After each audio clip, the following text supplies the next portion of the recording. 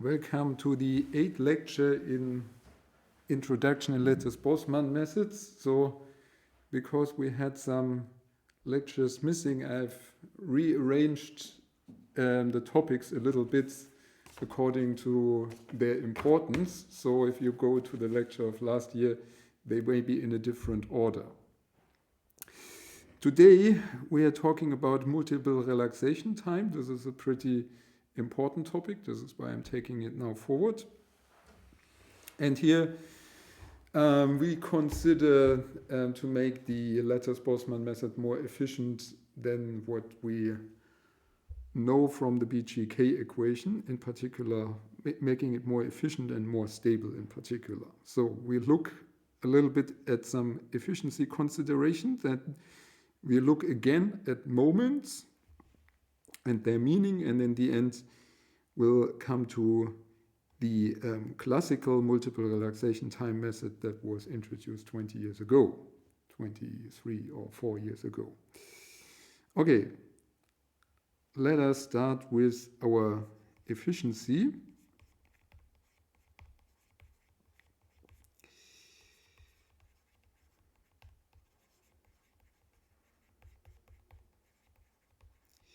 So, efficiency considerations. In general, we have the problem that this is not only the case for lattice Boltzmann, but for computational fluid dynamics in general, these simulations are very expensive because they carry a lot of detail.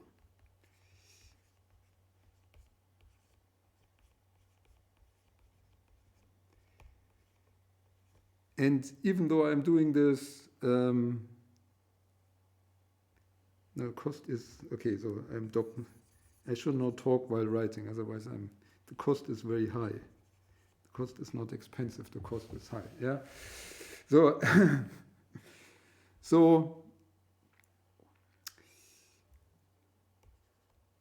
then the question that we are always dealing with in practice is how to reduce the cost.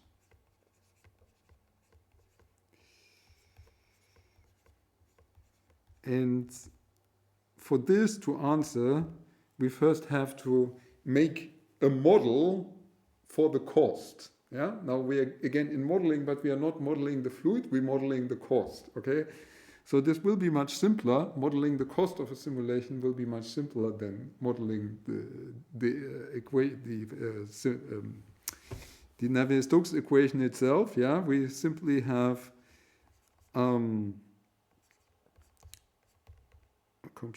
we simply mention what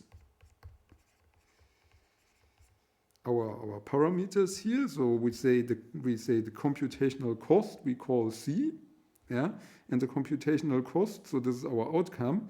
This is of course dependent on our domain size. So this is the size of the simulation. This we call V. This is the volume, and we assume this in 3 dimensions because even though in the lecture we often deal with 2 dimensions, in reality we always deal with 3 dimensions. So this will be the volume.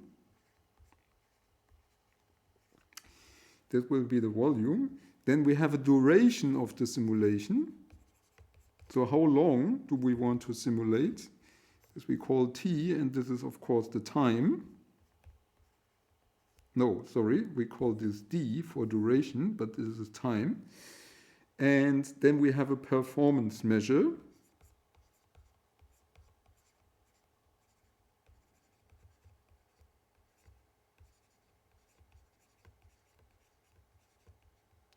Performance measure, and this we call P.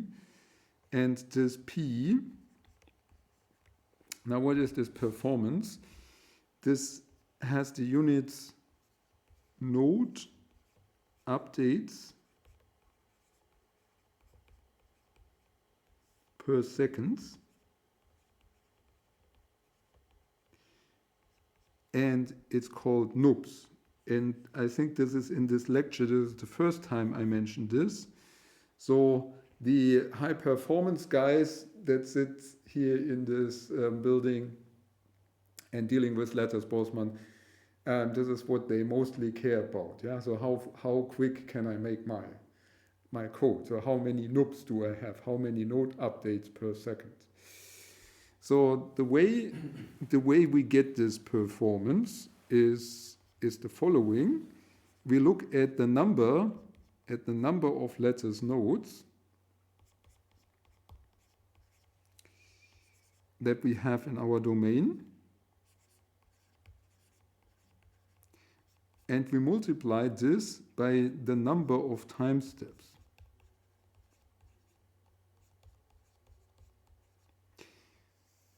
So the number of nodes times the number of time steps means how many collisions do I have to make during my simulation, right? And this we divide by the so-called wall clock time. Wall clock time is the clock outside of the computer, so it's not the time that has been simulated, but it's the time that you see that your computer needs to finish the job, yeah, according to the clock on the wall. Is that mean the physical time? Yeah, so I mean, when I say physical time, I think physical time is confusing, yeah, because physical time could mean the time that your physical problem you're looking at, yeah. So wall clock time means the time outside of the computer, yeah, and I think it means physical time what you meant, but the saying physical time could be confusing, because is it the physics that we are simulating, or is the physical time that the computer runs? So it's the physical time that the computer runs, and this is generally called the wall clock time. Yeah, and so we take these things as n, which is the number of nodes, times t, which is the number of time steps, and this is divided by the cost. Yeah, because the wall clock time is the cost. Yeah, so this is how much we have to pay. So I mean, we pay computers by more or less by time. That's not the only measure. We also pay memory, and we also pay energy. Yeah, but all of these is correlated to the time that you cover your computer. So the usual way is to call the time that it needs the cost. So the lattice node, the number of lattice nodes. This is this is now here called n, as I said, and this is the volume divided by the grid spacing cubed. So we assume that there is a homogeneous resolution, but that's not very important. Yeah, the number of time steps. Don't know why I wrote this in capital. This is t, the duration of the simulation divided by the time step, right? So this means that we can rewrite this equation that we have above here for our costs as n times t divided by p, of course, and this can now be translated into the volume times the duration divided by the performance and the grid spacing times the time step. So what we immediately observe is that delta x has the largest, I mean compared to delta x, impact on the cost.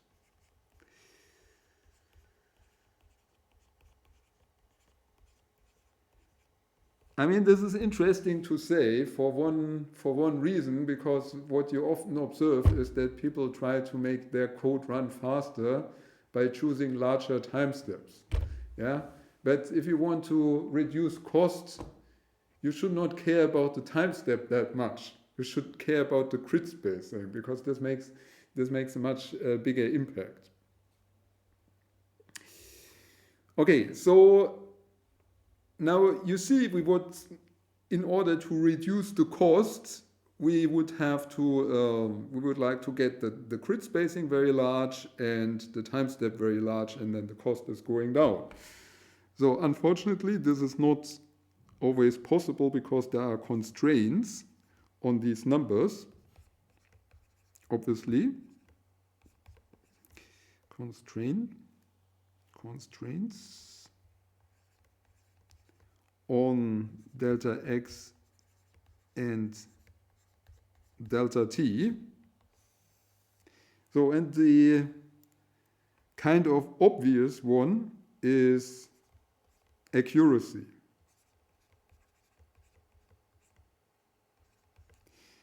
So accuracy, this is something that when we do this analysis, the performance analysis, we usually don't talk too much about accuracy.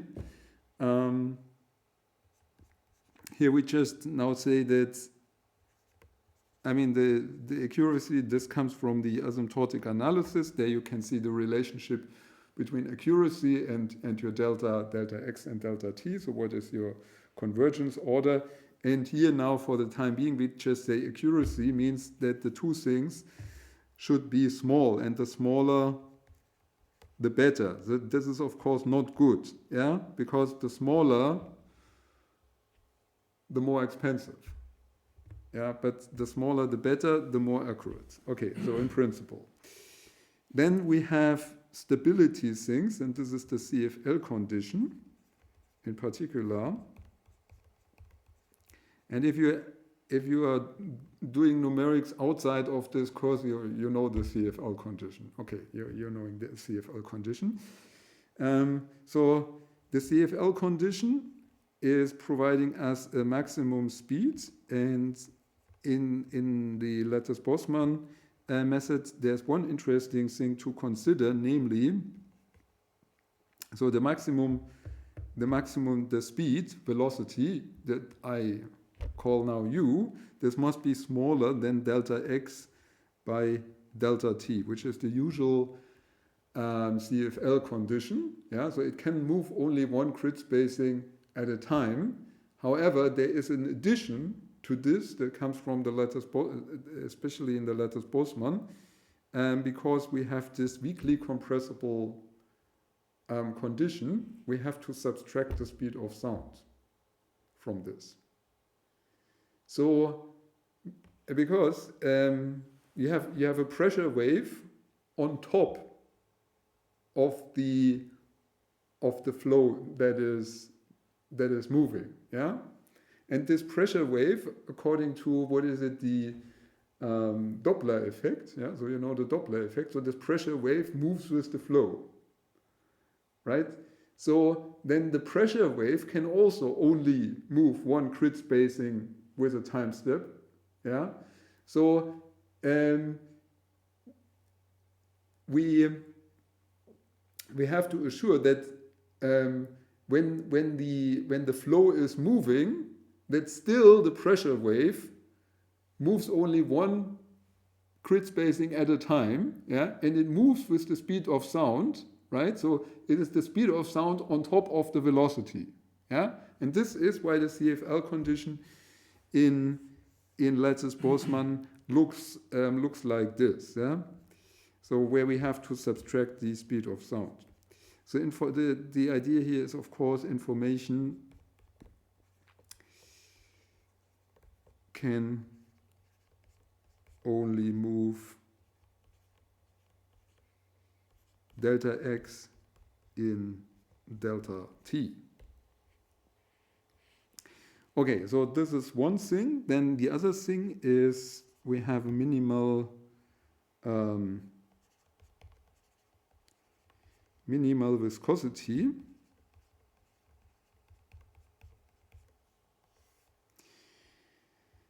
So let us look at the kinematic viscosity. Kinematic.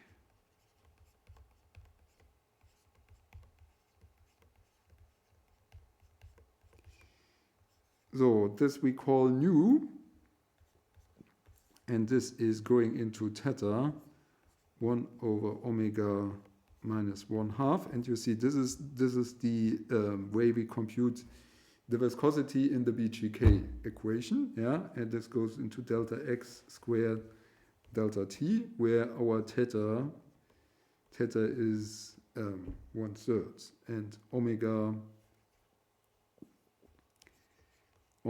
is the relaxation rate.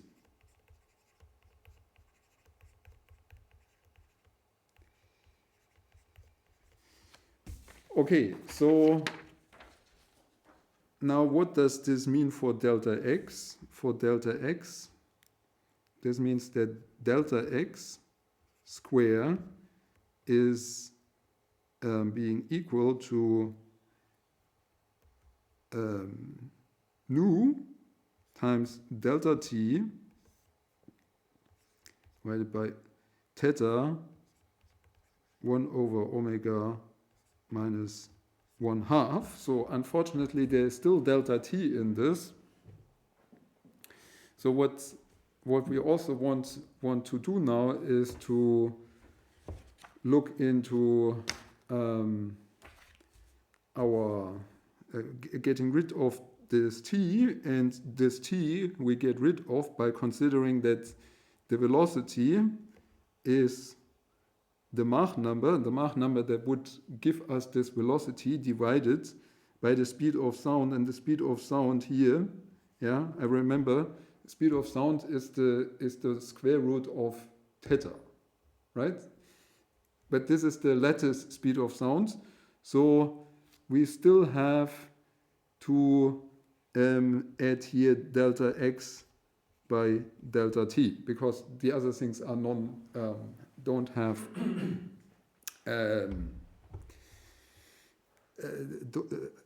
dimensionless. So okay, that basically means that we can write delta t as the Mach number divided by theta, and this into delta x. So what did I miss? And I missed the velocity. Okay, so now we have to do it. This is wrong on my notes, so you have to watch that I'm doing this correctly. The thing is, we want to get rid of this delta x and delta t, yeah.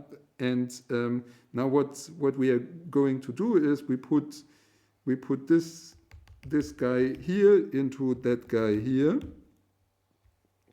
in order to see that this delta x square is equal to, now let us see, nu. So then we have the Mach number, then we have delta x again, and here we get apparently theta.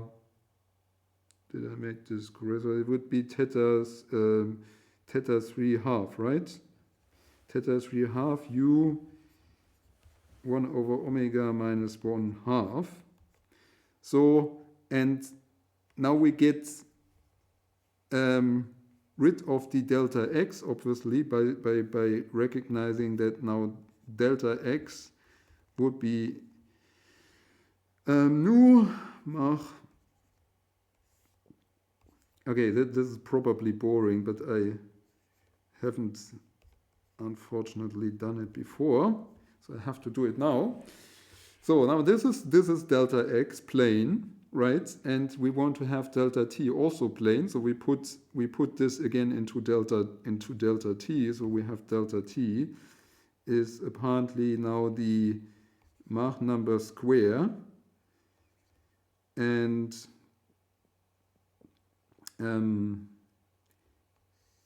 this again times 1/2, so it's it is 2, right? It's theta square, isn't it? Yes, theta square, and theta square u square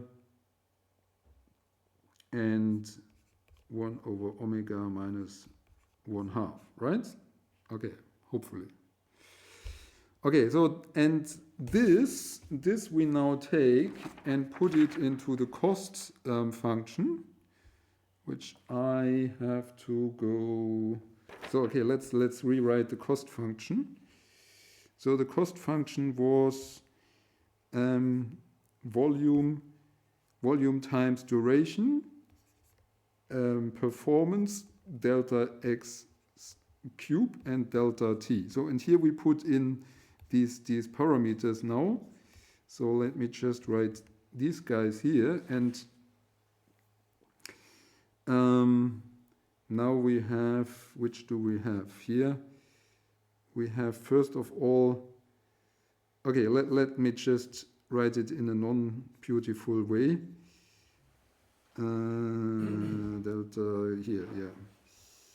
So theta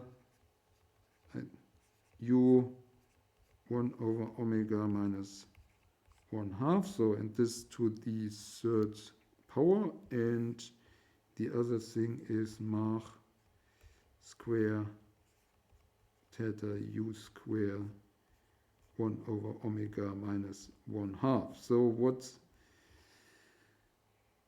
what you of course notice is that, okay, let me write it as proportional, yeah. This is apparently proportional to 1 over omega minus 1/2 to the fourth power, right? And it would also be apparently, if I made this correctly, so the Mach number also plays quite a role, right? Yeah. Okay. So the thing that we observe, so the omega is here a parameter, and the closer omega is to 2, the lower the cost.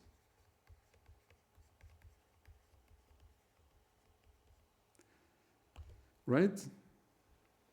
Okay, so we simply want to make omega close to 2, and then we have low cost. So let's recall. I mean, by the way, you could also say make the Mach number as large as possible, but you cannot make the Mach number as large as possible because you have to be really subsonic, right? Yeah, and so making the Mach number larger usually makes your error much larger. Yeah, and sometimes, or you could also say that if you want to capture acoustics, then you cannot change the Mach number because the Mach number would be a physical parameter. It's the question whether you consider the Mach number physical or not. Yeah, but so the thing that you can change is the omega, and let's recall the BGK. What we do in BGK is the collision operator in omega.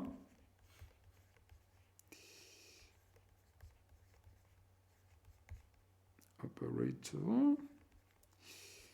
So let us see. So we have, I write it in 2 dimensions now, for whatever reason. Or should I write? Okay, I write it in 3 dimensions. Let's write it in 3 dimensions. Yeah.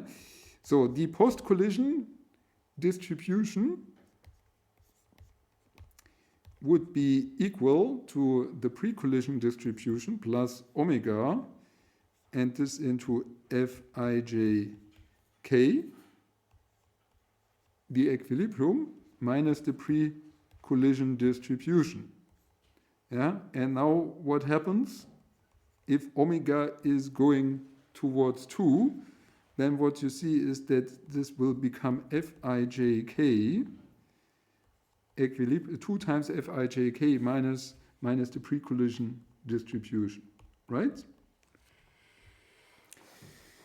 So the case that omega is equal to 2 is the limit is the no dissipation limit.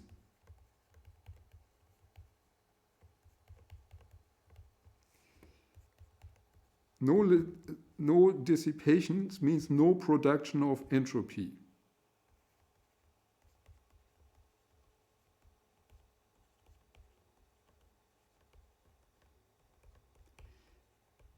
So what we learned in the first lecture of the entire series, where everybody ran away because it's so complicated, but it's also so beautiful, yeah, we learned that dissipation and the generation of entropy defines the error of time. So it tells us what is going forward and backward, and here you can notice this by looking at the following. If we have this, so the post-collision being equal to 2 times the equilibrium minus the pre-collision. Now what you can do is you can turn this around, namely that the Fijk, so the pre-collision, is equal to 2 times, sorry, there was the equilibrium missing, is 2 times Fijk equilibrium minus the post-collision. So you can turn the time around, yeah? So you're not destroying any information. Yeah, this is perfectly reversible, and there of course is a problem with this because your computer has finite memory. You can obviously, and now you have a completely reversible operation. This can only go wrong, right? So this cannot draw information from nowhere, and therefore this is usually going unstable. So BGK with omega larger than 1.9, and I have to say I'm pretty optimistic here. So actually I could write 1.9 or 1.8 is often unstable. So you can't go too much close to 2. And now the remainder of this lecture is now on how to make it anyway that we can go closer to 2 with this, and without taking conserving the entropy. Yeah, so the question is, how do we get omega closer to 2 without losing stability?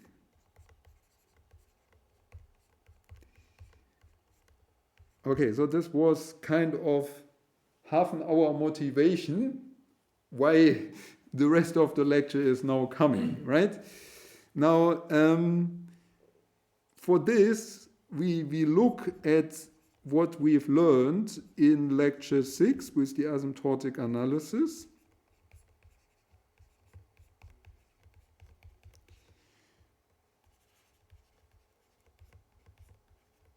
And here specifically we look, so lecture 6, and here we specifically look at what we had as equation 6.6.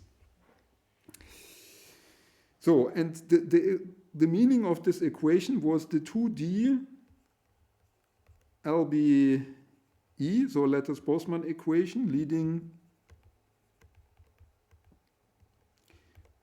to Navier-Stokes equation. So this was the asymptotic, as we say, the equivalent partial differential equation that we get out of the asymptotic analysis, and that would be equivalent to the Navier-Stokes equation. So how does the Navier-Stokes equation come out of the lattice Boltzmann equation? And specifically, we look at the momentum equation.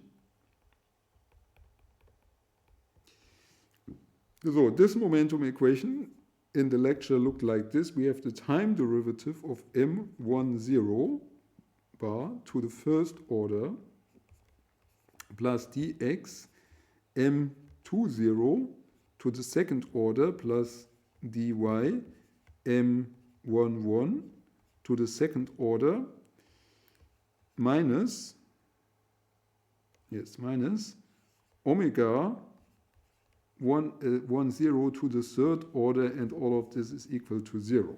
So this guy here is the force. Yeah, so this is like here we would see gravitational forces or something, right? So we forget about this and look just at the other terms.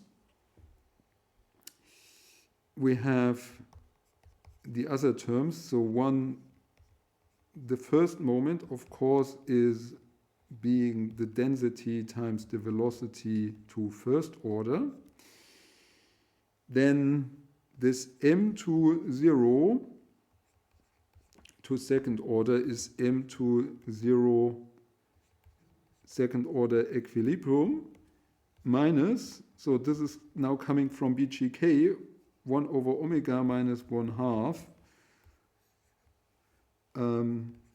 And here is the collision step of the second moment. And here we have m11 second order, m11 second order equilibrium minus 1 over omega minus 1/2 omega, omega 1 to second order. Now the important thing that we notice here is that these are not all moments, but they are only the second order moments, and even not all second order moments.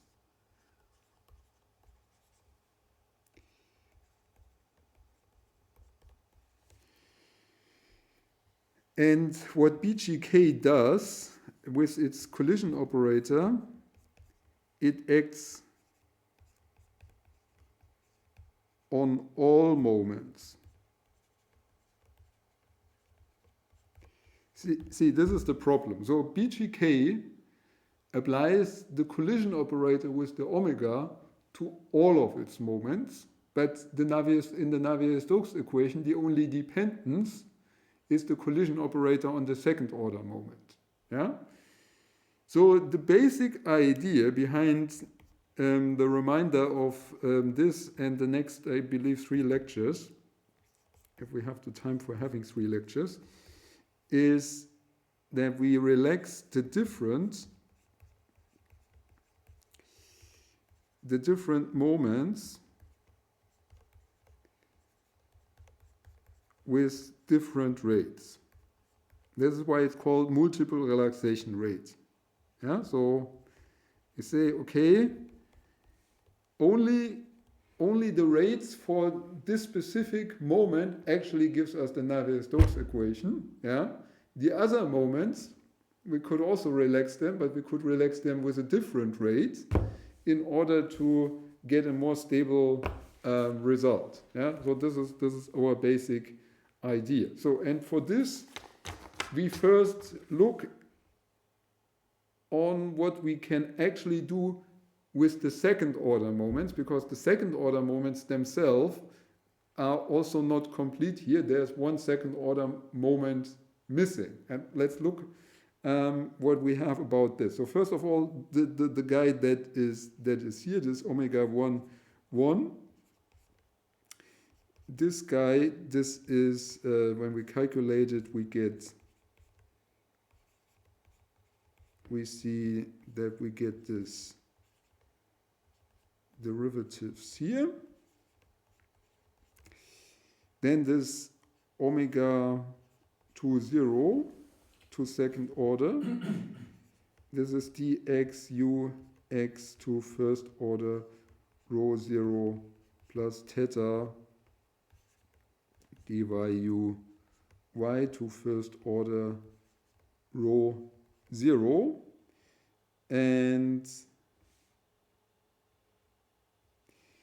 And we still have the omega 0, 2, which does not appear in the other equation, right? So now what I'm going to do now is not looking at the other moment itself, but I'm looking at the sum of these two. because the sum of the two has an interesting property. So if we write this out, we get here 1 plus theta rho 0 dx ux to first order plus dy uy to first order. And now what is this? Now you have to remember probably, either you know it from the Navier-Stokes equation itself, or you have to remember lecture 6. You see, it's the dx ux plus dy uy. Yeah? It's the divergence of the velocity. And what is this in diffusive scaling?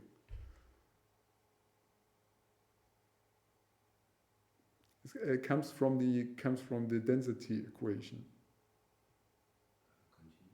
Continuity equation, right. So what is in diffusive scaling gives us the incompressible Navier-Stokes equation, right? So what is the continuity equation in the incompressible Navier-Stokes equation saying?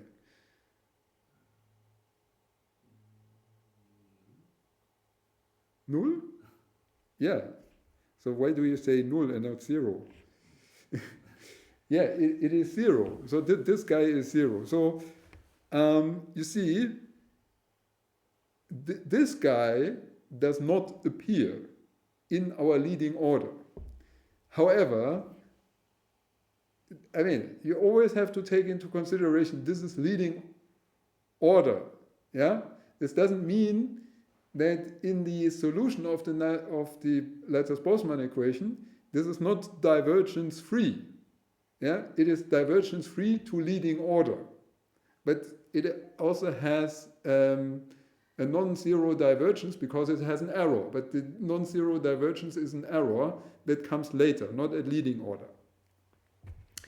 But this is a problem that limits our stability, for example, and we could get rid of this by dealing with this in a different way than multiplying it with the same collision operator as in the BGK. So let me just for the lecture notes write this down. So the relaxation of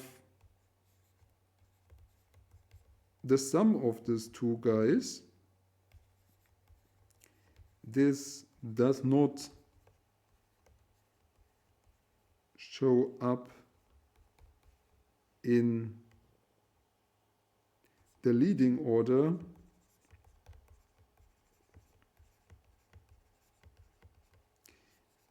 Navier-Stokes equation, and therefore we can deal with it in a different way. So if this is not showing up, then we have to rearrange the remainder of this moment. Yeah, when we say, okay, we look at the sum of the two, then we also have to look at the difference of the two, such that we still have two of them, right? So if we look at the difference of the two, what we get is 1 plus theta rho 0 dx ux, and now comes minus dy uy. So this obviously is non-zero, right? So there's a minus in between. So our conclusion, our observation is that only the relaxation of this difference matters and not of the sum.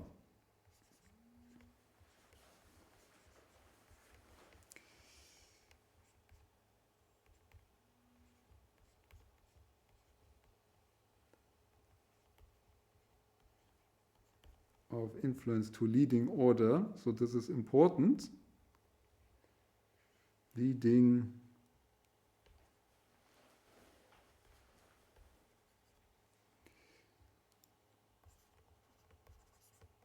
order. So this leads to us to a regrouping of these second order moments.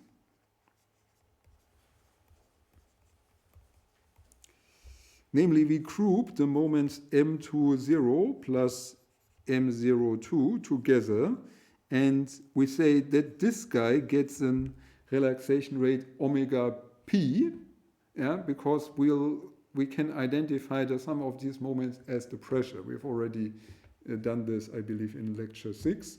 Yeah, so this is the pressure, and we relax the pressure with omega p, and then we have 2 minus M2 20 minus M02, and this is the thing that appears in the Navier-Stokes equation. So we keep this the same omega that we had in the BGK. Yeah, so if you like, you can write BGK here, right? So it's the same omega as in the BGK. Now, we did this regrouping of 2 moments, but we had more moments. So let us look at all the moments and what are we supposed to do with all the moments. So let's say the regrouping of the moments. And we are now talking about D2Q9, yeah? So let's keep it a bit simple. So in D2Q9, what we have is we have the moments M00, M10, and M01, and they are conserved moments. So they usually do not change during collision. So these guys are the ones that we conserve. Then we had, as we just derived, the M11 and the M20 minus M02. These are non-conserved moments, but they are important for the Navier-Stokes equation, and this is why we call them hydrodynamic moments. They are the non-conserved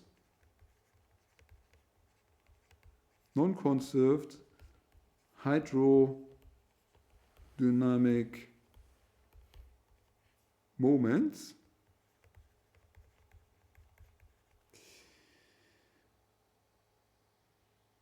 And they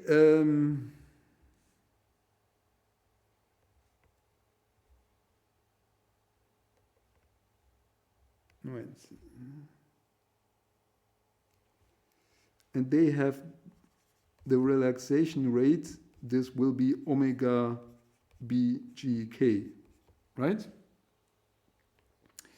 So then we have the one guy that we just identified as the pressure, this M20 plus M02. So this is pressure, or we also call this the acoustic moment.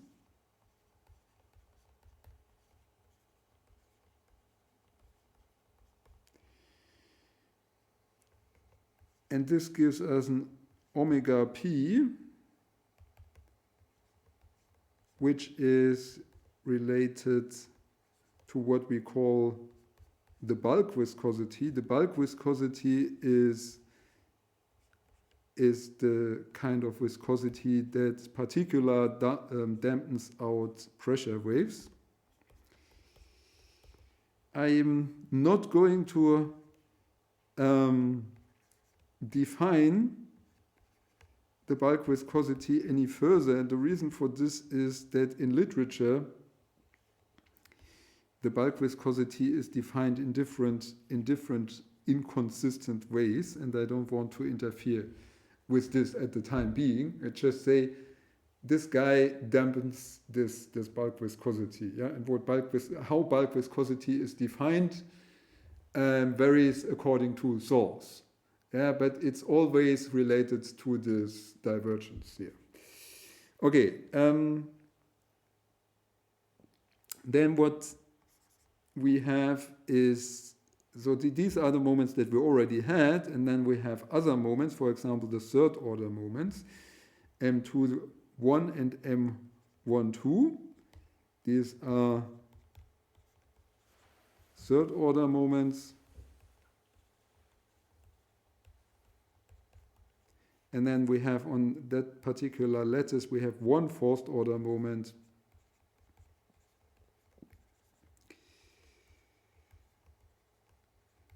So, and these guys, or let me write this different. So they have, we can assign rates to them, for example, omega 3 for third order and omega 4 for fourth order. And these guys do not appear in the Navier-Stokes equation, neither compressible nor incompressible, so we call them the ghost moments.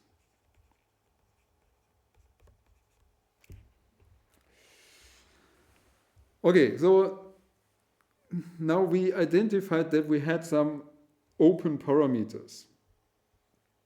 And the pressure waves we can suppress with adjusting the bulk viscosity or modifying the bulk viscosity. This also works. I'm saying that bulk viscosity, if different, is not consistently defined. So you can make a definition for yourself, and then that would be great and consistent for you. The problem is if you look up values in a table, then you have to match them in the way they were defined there. Yeah. So I mean the difference between the definitions is more or less a constant. Yeah. But this is why I don't want to define it so that it would be incompatible with whatever table you would later look at. So the suppression of the pressure waves can be done by the bulk viscosity. Now, the bulk viscosity is something that in nature is difficult. It is anyway difficult to measure, and it depends on things that are not necessarily related that much with pure kinetic theory. For example, it depends on the moisture in the air, in particular because there would be floating droplets, so very small floating droplets, and they have a big influence on the bulk viscosity. So if you are in fog, sound doesn't travel in fog as far as it would travel in clean air.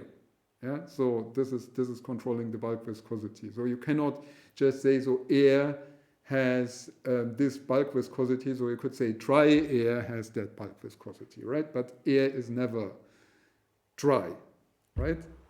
Usually not. So now suppose you don't want to fix this to any physical value, and suppose then you are not interested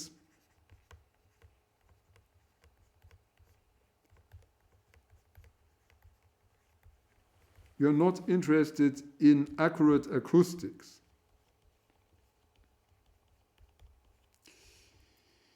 Only if you are not interested in accurate acoustics, you can use diffusive scaling, and we make a lot of use of acoustic scaling here, which implies that we are not primarily interested in acoustics. Yeah, so you can also do acoustics with lattice Boltzmann, then you cannot use diffusive scaling. Diffusive scaling, again, delta t is proportional to delta x. And then we have this speed of sound that we had already in the beginning of the lecture. The speed of sound, Cs, which again we had as what we define as square root of theta, delta x by delta t, which in the lattice Boltzmann method with usual parameters would be a square root of 1 over 3 delta x divided by delta t. And here we will have an artificial Mach number, of course. Artificial Mach number. So the limit of delta t is going to 0. The Mach number, then the limit of delta t equal to 0 is u divided by Cs, and this would go to 0. Yeah, so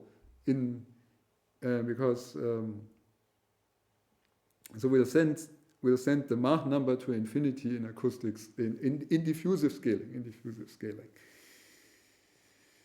So that's the setup. Yeah, that's the setup that we would then use, and in that setup, the acoustic wave still exists as an error, but they would be regarded as numerical noise. So this is kind of unfortunate. It is noise in double sense, right? Yeah, the noise. I mean, in the numerics, we mean with noise is a signal that should not be there, and in this case of the incompressible Navier-Stokes equation, noise, so acoustic waves, are numerical noise. So this is noise in two senses. Yeah. So the waves are regarded as numerical noise. We want to get rid of them, and one way we can accelerate getting rid of them is saying that we choose this omega p close to 2, because when we choose this close to 2, we set it to equilibrium in every time step, right? So, and this leads to the case where we have a quickly dampens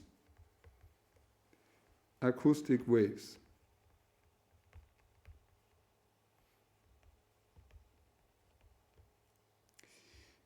And by dampening these acoustic waves, we get an improvement of stability. And of course, we also get a generation of entropy, which does not interact with our ability to make the viscosity small. I mean, with setting the omega in the Navier-Stokes equation to close to 2, right? So this will usually help us, as is one part of helping us. And the other thing that could help us, and this, by the way, is a little bit less clear, is the suppression of the ghost moments. Yeah, I give you the rough idea. So if you look into very much detail into this, you'll see that the life is more complex. You know, yeah, you are smiling. The thing is, so professors are usually assumed to not scare their students, and I'm not good at not scaring students, because I always think that I should tell you the truth. Yeah, and then professors, you know, they simplify things so that they look simple, but the reality is more complicated than implied. So I just want to tell you, there is an idea. It often works. Yeah, we take these ghost moments and we dampen them, and when we dampen the ghost moments, you know, the stability increases. That's a very rough sketch of the idea. The reality may be more involved. But anyway, so this is the idea behind this. So we have these ghost moments, M21, M12, and M22.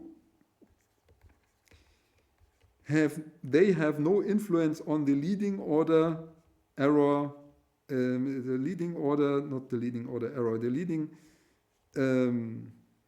order solution. Yeah, the Navier-Stokes equation that we get out.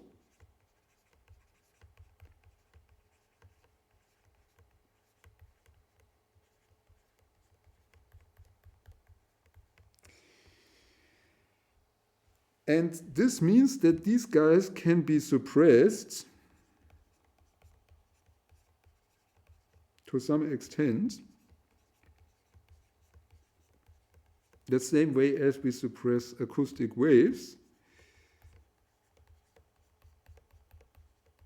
by setting omega 3 and omega 4 close to 1, and usually this improves stability.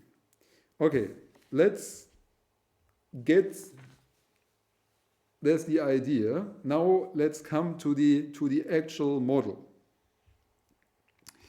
And we really start with the classical one. And I mean, we have to see that this is not yet the end of the story. This is one important step towards the end of the story. So this model is like 24 or so years old. You will find it in Lallemande Lou 2000. So this is the year. In PRE, PRE 61, 6, page 6546. Okay? So, there is this model. The model is not completely without problems. This is why we have to continue next week with this. But first we learn what this model actually does. So what the idea is, we have a transformation between distributions, between the distribution and moments. And this is forward and backward. And the idea here is using a matrix M. Now the problem with the mathematicians is they want to put everything in a matrix, and this has caused some problems during this development. This is the way the model is defined. This is not the way the model would be in the modern world would be implemented that way, but this is the way it is defined. So we have a vector M. I write this, so I write matrices with 2 underbars and I write vector with 1 underbar, right? So we have a vector M. This is a moment vector.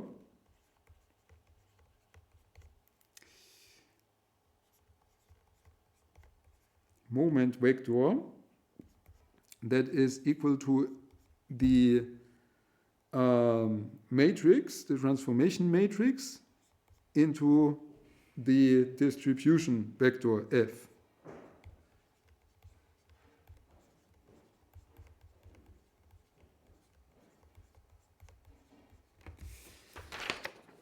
So, and this means we have to express our distribution in vector notation. Could you please close the door? They make some noise here. Don't need to have this on the recording. Thank you. So we have to write everything in vector notation, and this is actually pretty popular with these people who derived this. So we have vector notations, means that the distribution is given here with one index, and the index E, and I think I've sometimes used this. So the index E runs from 0 to 8. Yeah, this is the vector notation, and you remember we are usually not doing this way. We are doing it that way, right? So there's one index per direction. Okay, I mean you could give a vote.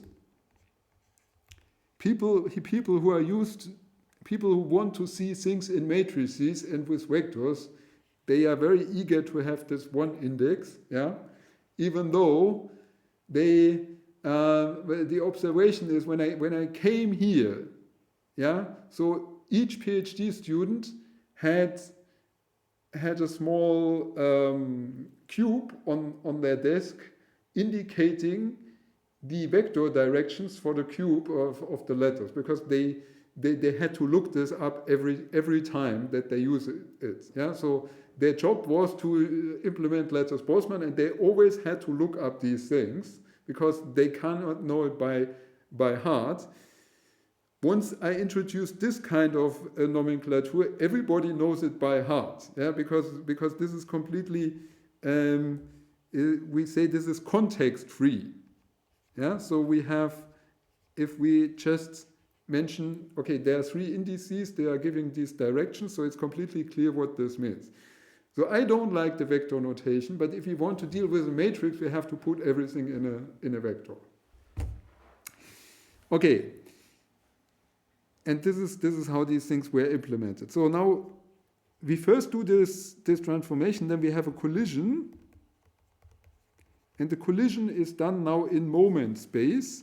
So we have a post-collision moment, which is the pre-collision moment, plus now what they unfortunately call the matrix S, and we have equilibrium moments, and we have the pre-collision moments, and this S is a diagonal matrix having these different omegas on the diagonal, and so on, and 0 here, right? This is the diagonal relaxation matrix.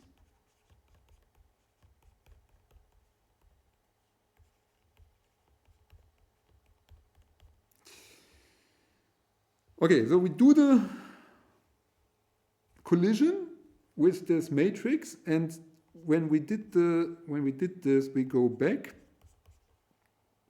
We have a back transform. The back transform gets the post-collision distribution from the inverse matrix. So the matrix has its inverse. Yeah, so this we compute in the beginning, given the post-collision moments. So then what we do is we do the streaming the same way as in BGK. So with MRT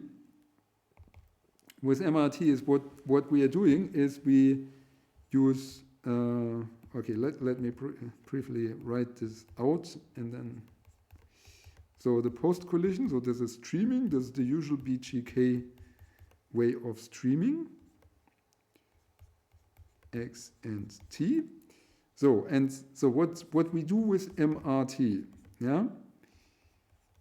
We do the streaming in the, we stream the populations. So populations means the entire thing.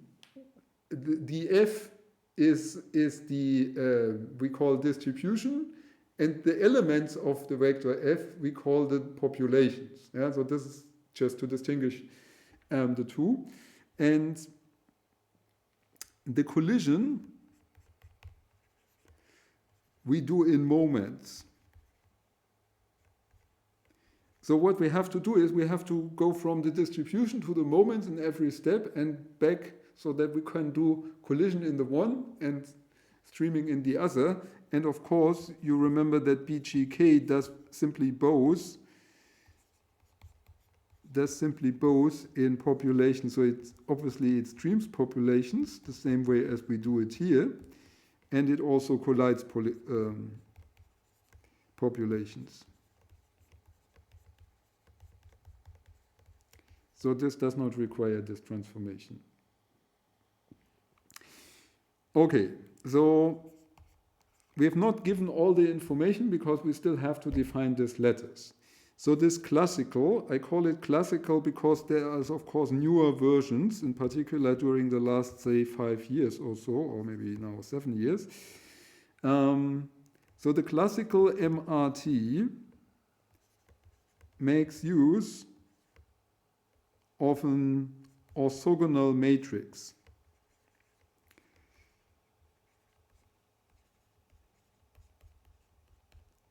So the matrix M is orthogonal. It's not also normal. It's not also because the reason why it's orthogonal and not also normal is because if you want to make it also normal, it would contain fractions. Yeah, so you want to get rid. You don't want to have fractions in your matrix because you would have to apply this very often, and then this would lead to round-off errors. So if you have a matrix that is an integer matrix, you usually minimize the round-off errors when you do matrix vector multiplication, right? Yeah. So is this an orthogonal matrix? Because it is a matrix, it requires a specific ordering. So the ordering can, of course, change, but in each implementation, you need to have a specific ordering of the population and the moments in order to identify what is what.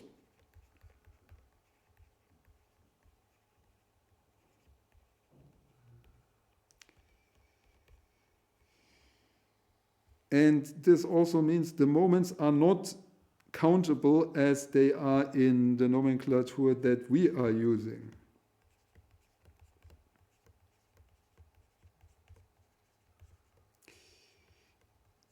You see, you have the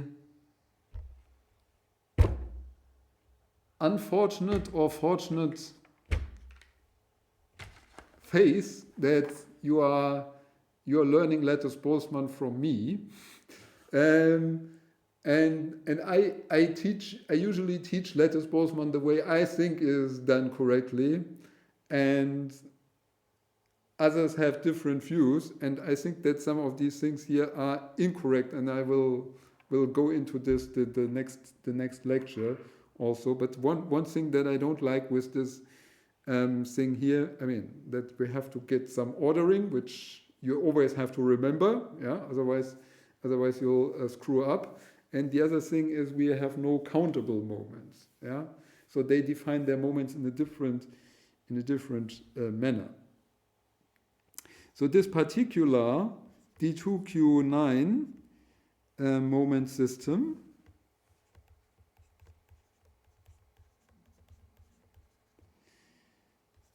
by Lallemont and Lou,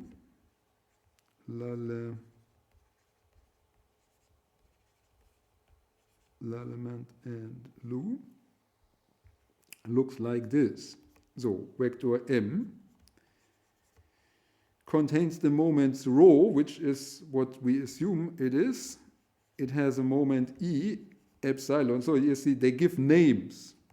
Jx, then Qx, then Jy. They are not even in order, in the order by their moment order, by the way. And then Pxx and Pxy. So I don't write the matrix here. You can look up the matrix in the paper. I'll do it the other way. I write these moments in terms of the countable moments that we have learned so far, right? So in countable moments, in terms of countable moments, what we have is one that is pretty obvious. The rho is this M00, and this is of course conserved. Conserved. So this is an easy one. So we put this on the left. Then it does not continue with the first order moments as we would usually do, but it comes to the second order moment. So it starts 0 moment, second moment, and the second moment they call E. And the second moment is a little bit strange. It is 3m to 0 plus m02 minus 4m00.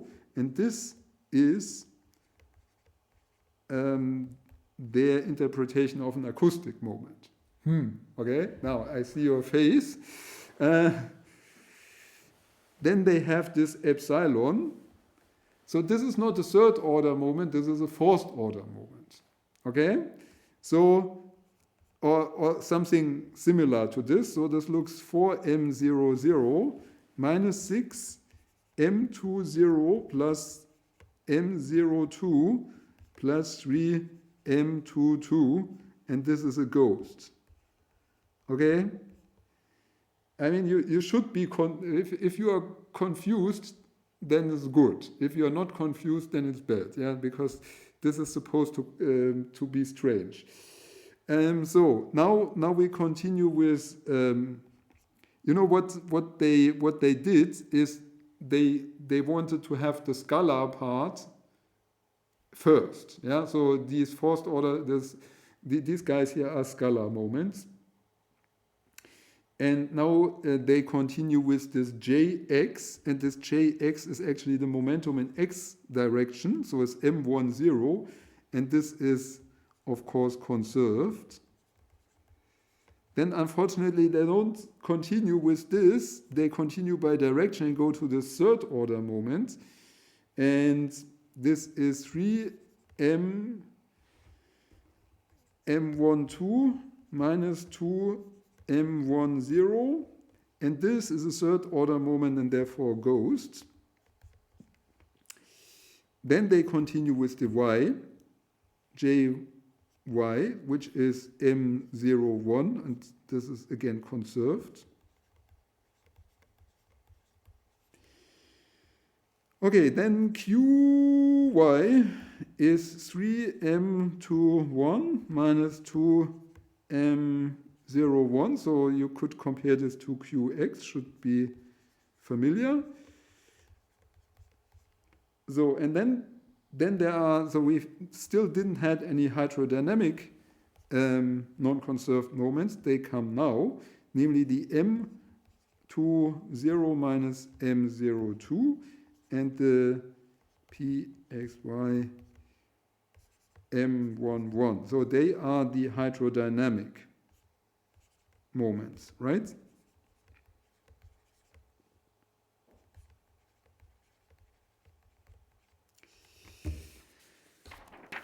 Okay, what do I have here? So let me see, should go. So why do the moments look the way they look? I mean, the ordering is, they have a different concept of ordering things. So, and they are very eager to give everything a name, right? So if there's a lattice with more speeds, they have to invent more names. Yeah. So in our case, we can just count them upwards. Yeah. Here they have to invent new names. And why do they look so different from the moments that we usually have with this, for example, this epsilon with 4m00 minus 6 m20 plus m and all these things? Well, the moments here are taken to be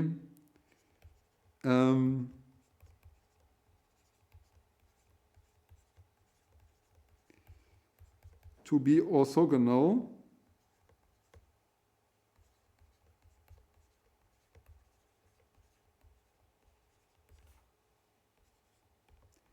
with respect to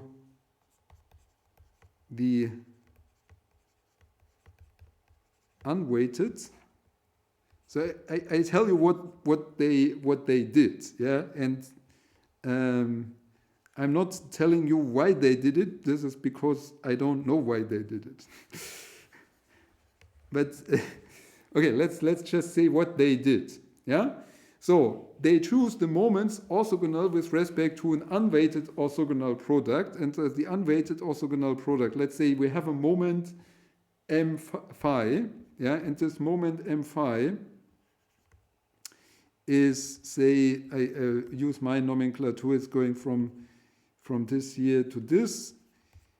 And so we have a kernel phi ij into the distributions fij, and we have a different moment that we call mc, that is going over a different kernel. Yeah, so this is a function of I and j multiplied with Fij. So, right, so these are two moments, two ways of computing moments from the distributions. And the unweighted orthogonality,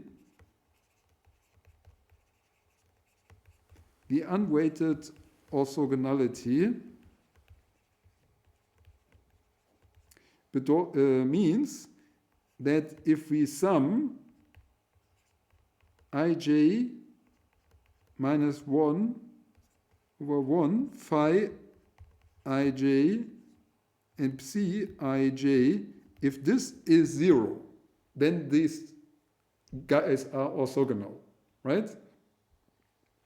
So this is how they defined it. Yeah. So let's okay. We look at one example. And we take E. Yeah. So E is 3m20 plus m02 minus 4m00. So this is how they define E. And now let us see how we can write this in this sum way. So because we know the definition of m20 as countable moment, we can plug this in, and we do this by taking the sum over ij equal to minus I to 1. We multiplied, so there's Fij, and now comes the moments. Yeah, so the moments, the kernel for the moment. So the kernel for the moment m20, what is this? In I and j. How do we compute m20? This isn't a question that comes in the exam.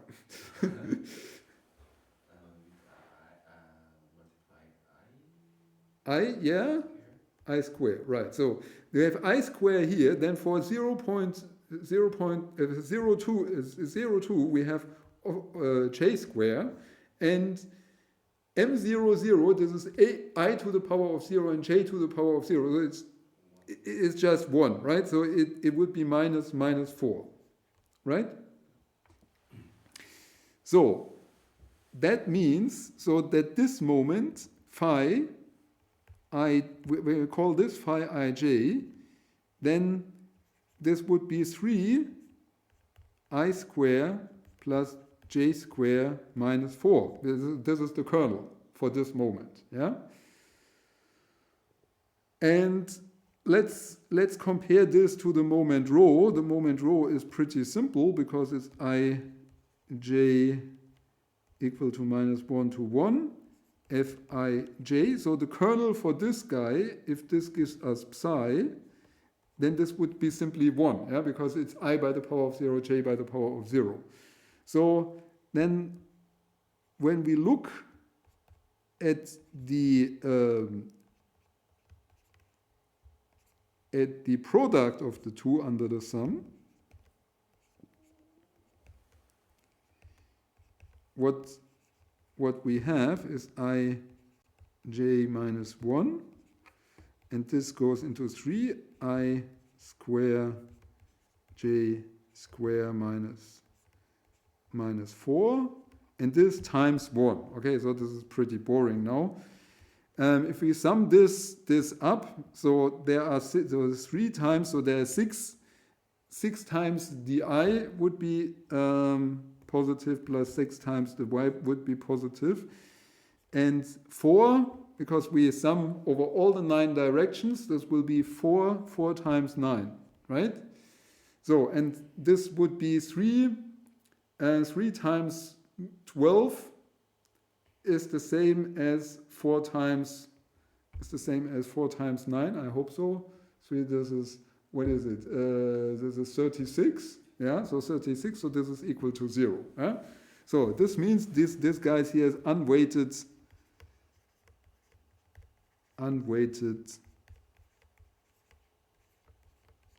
orthogonal.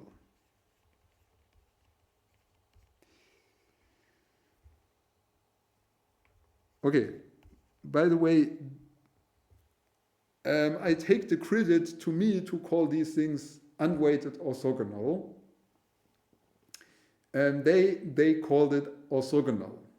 And it is only during the last 8 or so years that this distinguishing came into being. And some of the reason this way, because I tried to make some noise, and I was almost lynched in one of the conferences in New York for this. But at the end, I got my point through that we have to distinguish between these weighted and unweighted. Now we are just talking about unweighted orthogonality, but we are going to talk about weighted orthogonality in a forthcoming lecture. Because the thing here with this is that this doesn't make any sense.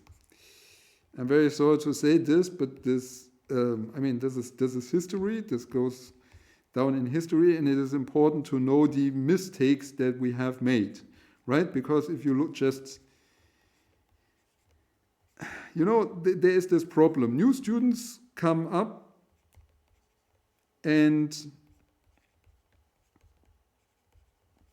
let me write this. Well, orthogonality was assumed to be important based on a misunderstanding.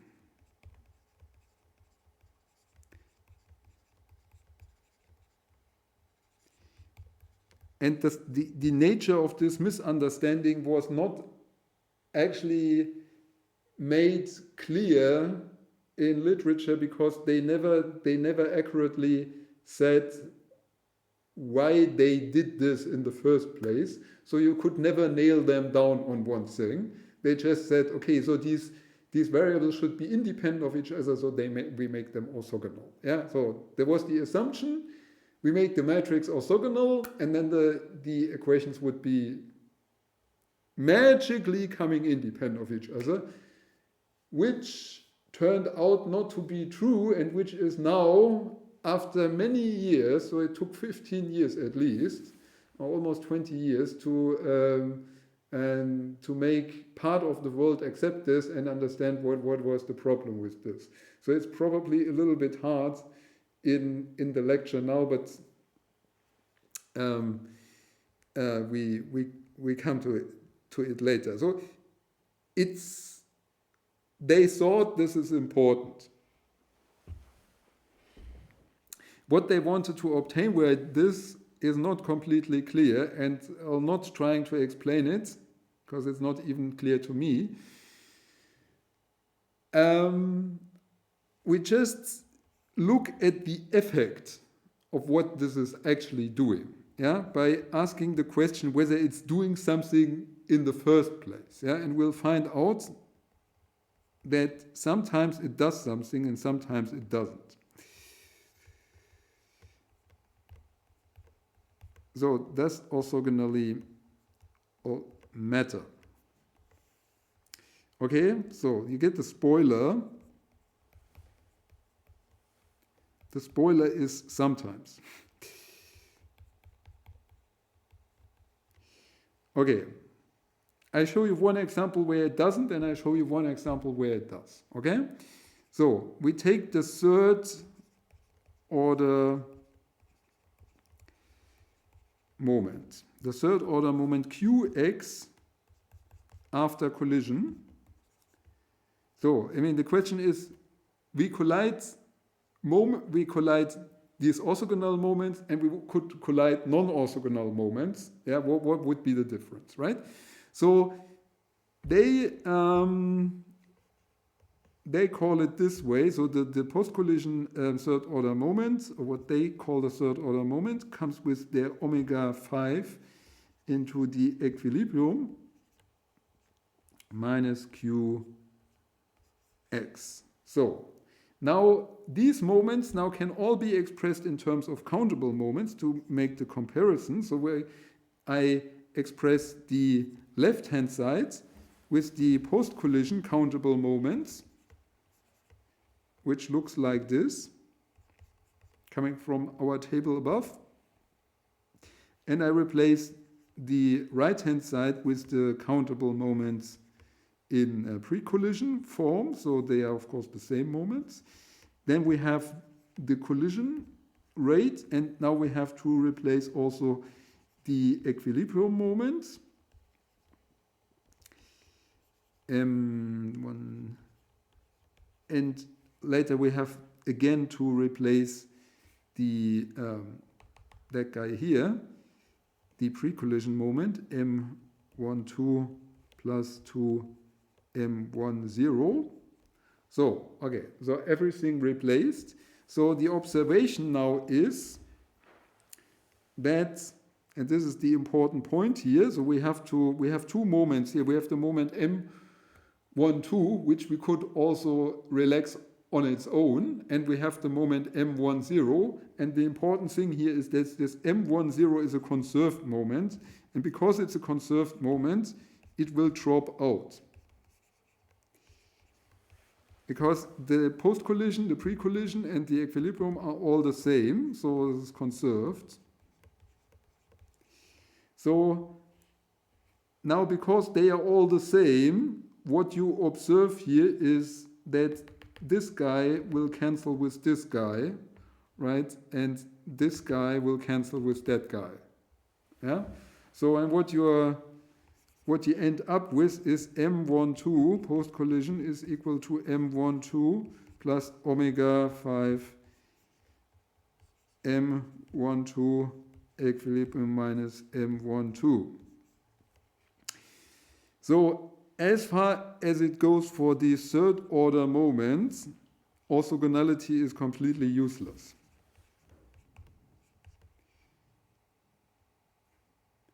Yeah, it's the same as if we relax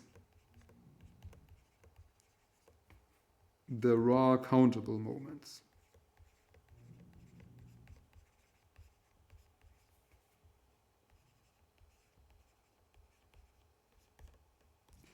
So no effect in third order moments. Let's look at the fourth order moment, and here we'll see a difference, and because I need this, I write this as equation 8.1 and say this fourth order moment epsilon star is epsilon plus omega 3 epsilon equilibrium minus epsilon. And now this is a pretty complicated moment that looks like this is for M00 star, which is of course a conserved moment, 6 M20 star plus M02 star. So this is again the left-hand side of this above equation, 8.1. And 3 times M22, so where the actual fourth order moment is coming here. Now I have to replace this on the other side too, so I have to write a little bit.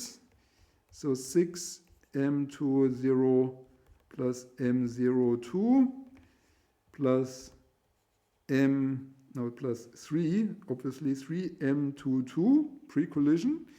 Now come the collision part, omega 3, now comes the equilibrium, 4 M00 equilibrium, and you will already notice that this is equal to this is conserved moment, so we'll can simplify this later. Then here comes the second moments, which of course are non-conserved, so they call the trouble. Okay, plus M22, so this is 3 times M22, which is the fourth order moment. Minus 4, now comes again the pre-collision part, plus 6 M20 plus M02, minus 3 M22, and closing the bracket. So, okay. M00 after collision is equal to M00 is equal to M00 equilibrium. So we'll see we can eliminate this the same way we eliminated M10 in the previous equation. So we'll get to the following, so that Sorry. We still have these guys here. So we have to look at these guys. We have M20 asterisk plus M02 asterisk is equal to M20 plus M02 plus omega. So this is now because they have their own, they have their own collision operator because they are a moment of their own. M20 equilibrium plus M02 equilibrium minus M20 minus M02.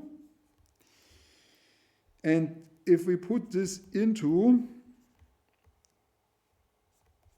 our equation 8.1 everything, what we end up with is M22 equilibrium is equal to M2 pre-equilibrium plus omega 3 M2 equilibrium minus M2 pre-equilibrium. So this would be the thing that we get when we relax countable moments. However, here we get something in addition, namely we get omega 3 minus omega 2 into the other guy, M20 equilibrium plus M02 equilibrium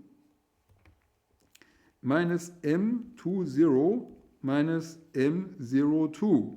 Yeah, and so there is no reason to assume that this would be better than doing it with the raw moments. Yeah, so there is something that is better, but this is not better. So the thing that you, by the way, the thing that you recognize is that this would disappear if the omegas are the same, right? So because when the omegas are the same, we get back to BGK. Yeah, and so omegas are the same. We are independent of this orthogonalization thing. Yeah, but here we are now dependent on this thing. So let me just finish with this one sentence that should be in the notes. So the composition of moments influences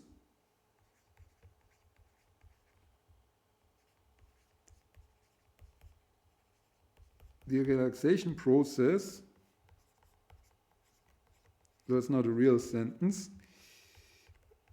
If omega 3 is not equal to omega 2. And this is a thing that causes very difficult to understand problems and has been an active field of my personal research during the last 10 or so years. So we can go into more details on this in a future lecture. For now, I'll now finish the recording. Thank you for listening.